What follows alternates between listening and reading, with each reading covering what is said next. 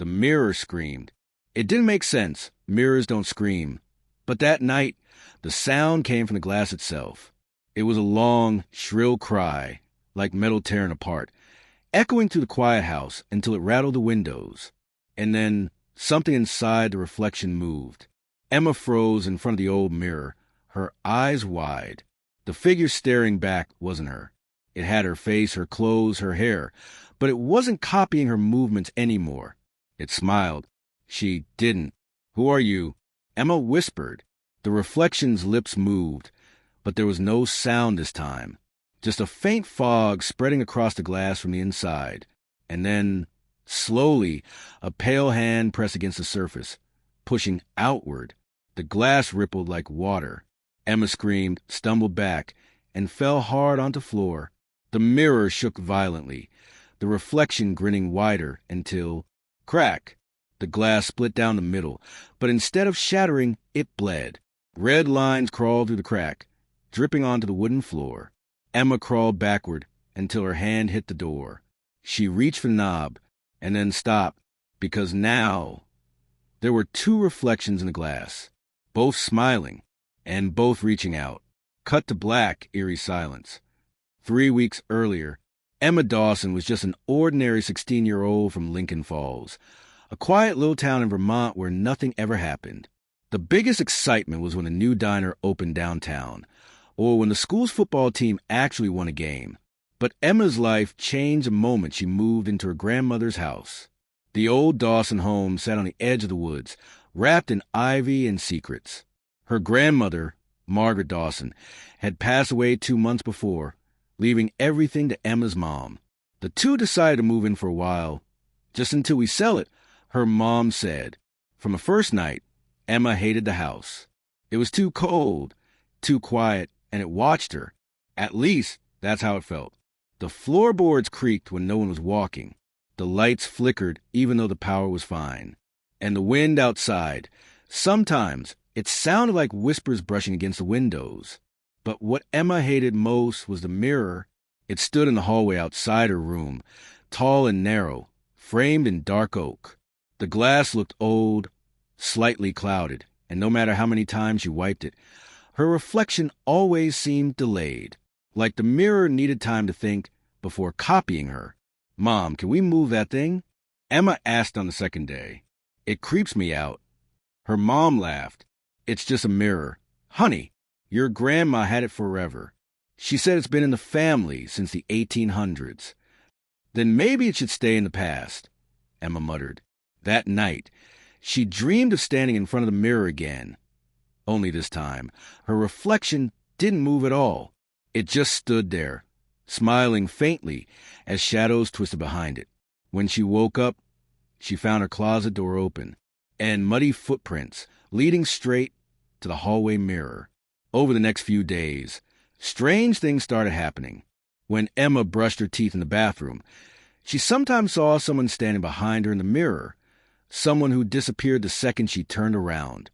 When she walked down the hall, the glass seemed to hum quietly, like it was breathing.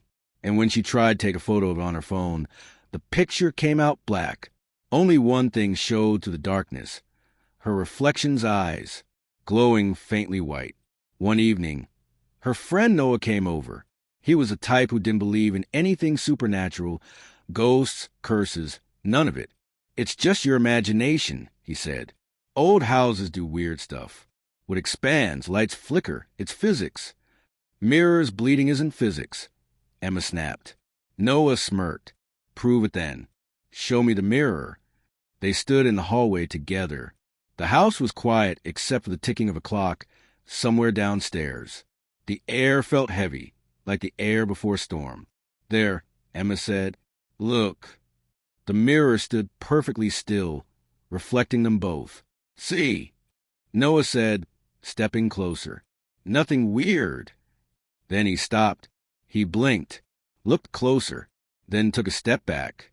"What?" Emma whispered. I blinked," he said slowly, "but my reflection didn't." The glass shimmered. For a second, Emma thought she saw something behind the reflections. A third shape, tall and still. "Let's go," she said quickly, tugging Noah's arm. But he didn't move. His eyes were fixed on the mirror. The reflection of him smiled. He didn't. "Emma," he whispered. "It's—" The lights went out. Pitch black. Only the sound of breathing, hers and someone else's. Then, from the darkness, the faintest whisper, "Don't turn away." When the lights flickered back, Noah was gone. Only his reflection remained. Emma screamed for her mom, but no one answered. She ran through the house, calling his name, searching every room, but there was no sign of Noah, except in the mirror. He stood there behind her reflection, pounding on the glass silently, his mouth open in terror. "Noah!" she shouted, hitting the mirror. Her reflection didn't move. It just watched her and smiled again. Then, as she stared in horror, it raised its hand, and on her side of the glass, Emma's arm lifted too, but she didn't move it. Her own body wasn't listening anymore. And when the reflection whispered again, Emma realized it wasn't copying her anymore. It was controlling her. The next morning, Emma woke up in her bed. At least, she thought she did. The curtains were open, the sunlight was sharp, and the air was still. Everything looked normal. The dresser, the desk, the stack of books by her bed. But when she sat up, her muscles ached like she'd run miles. And the mirror in the hallway was gone. "Mom," she called. "Did you move it?" No answer.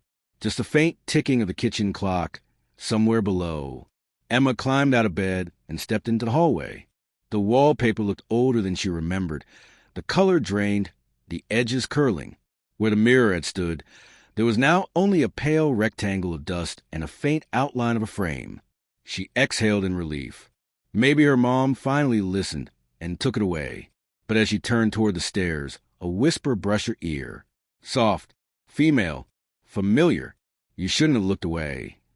Emma spun around. Nothing there. The air grew cold enough to sting her skin. Her reflection, though the mirror was gone, shimmered faintly in the wall itself, as if the surface remembered her. Then her phone buzzed. "Mobile phone, Noah, one new message. Help me. Don't trust your reflection."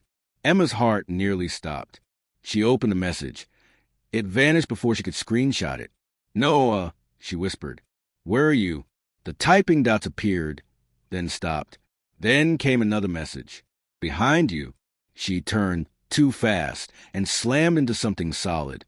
It was the mirror, standing right in the hallway again. Except now, it was facing her bedroom, not the wall. The glass was spotless, glowing faintly as if lit from the inside. Her reflection stood perfectly still. Then it blinked a second late. Emma reached for her phone again, trembling, and snapped a photo. The screen showed her reflection, but it wasn't alone. Noah stood behind it, in the glass, pounding silently. And something dark, like smoke with eyes, coiled around his legs. That night, Emma refused to sleep. She dragged a chair into her room and sat facing the door with a flashlight in her lap. Every few minutes, she heard faint creaks in the hallway, and a whisper that always stopped when she listened. At 3:17 a.m., her doorknob turned. Slowly, the door opened an inch, then another. The flashlight flickered. "Mom," Emma whispered. No reply. Just a faint tap, tap, tap like fingers against glass. She looked toward the hallway. The mirror glowed faintly, even in the dark. Then she saw it. Her reflection stepping out of the mirror. It didn't climb through or break the glass. It just walked out like there was no boundary at all. The air bent around it, rippling like heat. Emma tried to scream, but couldn't. Her throat locked. The other Emma smiled, head tilted slightly, movements jerky, too perfect. Then it spoke in her voice. "You've had your turn. It's mine now." Emma jumped up, grabbed a chair, and swung. The chair shattered to the reflection's body, but the mirror cracked instead. The reflection didn't flinch. It stepped closer, eyes glowing faintly silver. "You should never touch a cursed mirror," it whispered.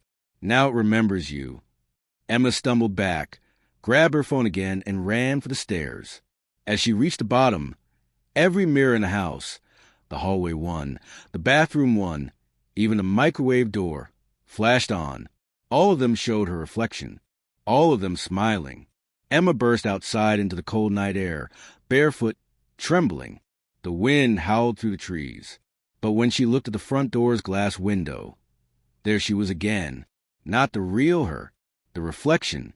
It raised its hand and pressed it to the inside of the glass, perfectly aligned with hers. Then it mouthed 2 words. Switch places. The glass rippled. Emma screamed, stepping back, and the reflection's hand shot out, grabbing her wrist. It was ice cold, stronger than steel. She pulled and pulled, but it was dragging her into the glass, into its world. At the last second, a flash of lightning struck the tree outside, shaking the house. The glass shattered. Emma fell backward into the mud, panting. The reflection was gone, but inside the house, the mirror still stood, glowing faintly, untouched by the lightning, the glass perfectly smooth again. And for the first time, the reflection wasn't there at all. The morning after the storm, the air smelled of wet earth and burned wood. The tree outside Emma's house was split in half by lightning. Its blackened trunk leaned dangerously close to her bedroom window. Emma sat on the porch steps, wrapped in a blanket, staring at her reflection in the puddle at her feet. Only there wasn't one. No matter how she turned, no matter how she leaned, the puddle showed everything except her. She whispered, "It took it, didn't it?" Her phone buzzed. A message from Noah. But the number was different. "Emma, don't run." Her heart skipped. "Noah," she typed back, "they can see you when you move." Her fingers froze above the screen. The air went cold again. And for a moment, she thought she saw something moving behind the front window. Her own shape, standing completely still. She took one slow step backward. The shape inside the house did the same. Then smiled. Emma rushed inside, calling out, "Mom! Dad!" But the house was too quiet. It didn't feel empty. It felt watched. Every reflective surface seemed to breathe. The TV screen, the photo frames, the glass on the clock. When she passed the hallway, she saw her reflection again. Only this time, it wasn't matching her. It was walking toward her, even as she stood still. "Please," Emma whispered, "just tell me what you want." The reflection stopped, tilted its head, and raised one hand. On the inside of the glass, written in fog, appeared a message. "You took my life. I'm taking yours." Emma's knees gave out. Her breath came in sharp, trembling gasps. She wanted to run, but something in her, maybe fear, maybe curiosity, made her stay. That was when she heard footsteps upstairs. Slow, measured. "Mom," she called again. No reply. She climbed the stairs, her phone flashlight shaking in her hand. The sound led her to her parents' room. The door was open. The mirror inside was cracked down the middle.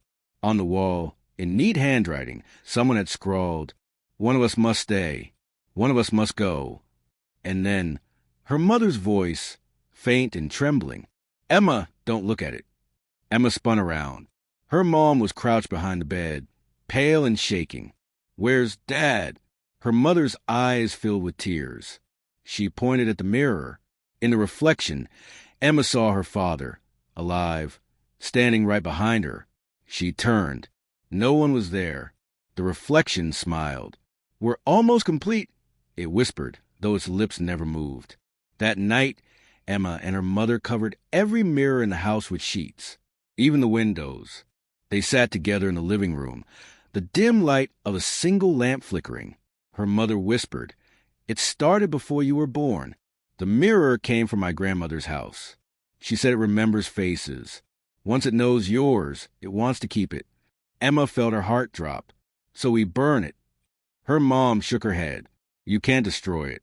Every time someone tries, the fire stops before it touches the glass. The only way is to trade places." Emma's voice cracked. "You mean someone has to go inside?" Her mom looked at her, then at the covered mirror across the room, and didn't answer. At midnight, the lamp flickered. Every window and sheet began to move, like wind was blowing through the walls. The air turned freezing cold. Then one by one, the sheets fell. Behind every one, the reflection stood waiting. Dozens of them, duplicates of Emma and her mom, all staring forward, motionless. Don't move, her mom whispered. They're only real if we move. But Emma couldn't help it. A tear rolled down her cheek, and every reflection smiled. Then, as if one reflection led the others, the glass shimmered and began to ripple like water. Emma's reflection stepped out again, but this time, so did her mother's. You had your lives, Mirror Emma said softly. It's our turn. Her mother grabbed Emma's hand and screamed, Run! They ran to the front door, but the doorknob turned to glass under Emma's fingers. Her reflection's hand was already on the other side, mirroring the same motion.